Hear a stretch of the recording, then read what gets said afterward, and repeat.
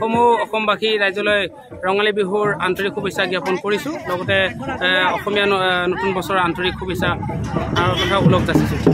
তেখেতৰ লগতে ময়ো সমূহ অসমবাসী ৰাইজলৈ নৱবৰ্ষৰ শুভেচ্ছা জনাইছোঁ। শ্ৰীকৃষ্ণৰ ওচৰত প্ৰাৰ্থনা জনাইছোঁ যাতে আমি অসমবাসীয়ে কোনো ধৰণৰ দুখ কষ্ট আজি আমি পূৰ্বৰ পৰা চলি অহা যিটো আমি হুঁচৰি গাওঁ, আমাৰ যিটো আমাৰ 1 বহাগৰ পৰা ষ্টাৰ্ট হয় 7 বহাগলৈকে আমি হুঁচৰি গাওঁ বা 7 বিহুলৈকে। এতিয়া আমি ঘৰে ঘৰে আমি হুঁচৰি গাই ফুৰিছোঁ আৰু আমাৰ ইয়াতে আমাৰ দাদাজনকো লগ পালোঁ। আমি ভাবিছোঁ এতিয়া আপোনাৰ তেল ডিপুলৈকে আহিছোঁ। তেল ডিপুটো আমি ভাবিছোঁ যিহেতু তেখেতলোক বহুত ব্যস্ততাৰ মাজতে থাকে, আমাৰ যিটো জাতীয় পৰম্পৰা, যিটো জাতীয় উৎসৱ যিটো আমাৰ বিহু নৃত্য, এই বিহু নৃত্য আমি কৰিব ইয়াত আহিছোঁ, হুঁচৰি গাব আহিছোঁ। আৰু ইয়াতে যিবোৰ কৰ্মচাৰী আছে তেখেতসকলক যাতে কিছু আমোদ দিব পাৰোঁ বা মনোৰঞ্জন কৰিব পাৰোঁ, যিহেতু তেখেতসকলে বহুত দূৰৰ পৰা আমাৰ ইয়াত এই ঠাইত তেখেতে বা কৰ্মৰত আছে, সেইকাৰণে তেখেতসকলকো আমি কিছু মনোৰঞ্জন দিবৰ কাৰণে আমাৰ এইখন আমি ভালুকমাৰী গাঁৱৰ পৰা আহিছোঁ। ভালুকমাৰী গোটেই আইসকল, আমাৰ যুৱক যুৱতীসকল আছে, কণ কণ মাইনাসকল আছে, আমাৰ দাদাহঁত আছে, সকলোখিনিয়ে আহি আমি তেলপুৰ আহিছোঁ। প্ৰগ্ৰাম আৰম্ভ হৈয়ে গ'ল। এয়া চাকি সুন্দৰভাৱে আমাৰ ভালুকমাৰী সংঘ নাচিবলৈ আৰম্ভ কৰিছে। আপোনালোকে মনযোগ পেলাই চাব, যিসকলে যাব পোৱা নাই, পাৰা নাই বা বিভিন্ন স্থানত আছে কৰ্মব্যস্ততাৰ থাকি যাবলৈ পোৱা নাই, সেইসকলে ভিডিঅ'ৰ জৰিয়তে আনন্দ উপভোগ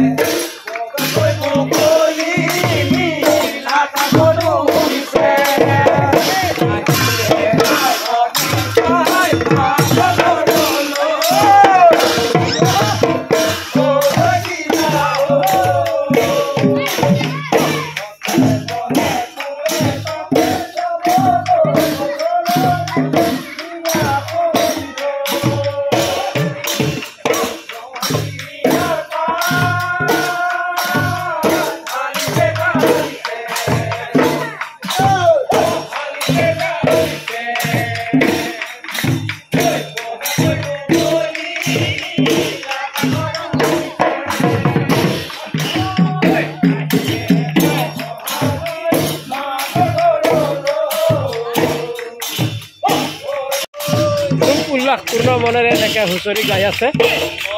ময়ো আনন্দিত, হুঁচৰি দলৰ মাজত আহি সোমাই পৰিছোঁ, আনন্দ উপভোগ কৰি আছোঁ।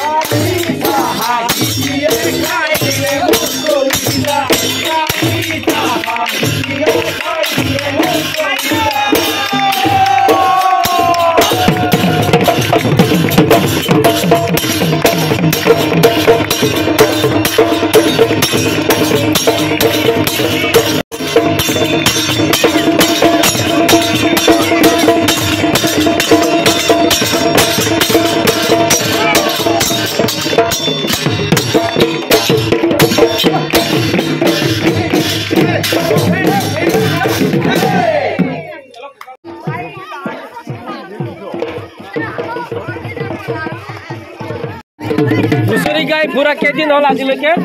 3 দিন হ'ল। 3 দিন হ'ল না? 3 দিন হ'ল।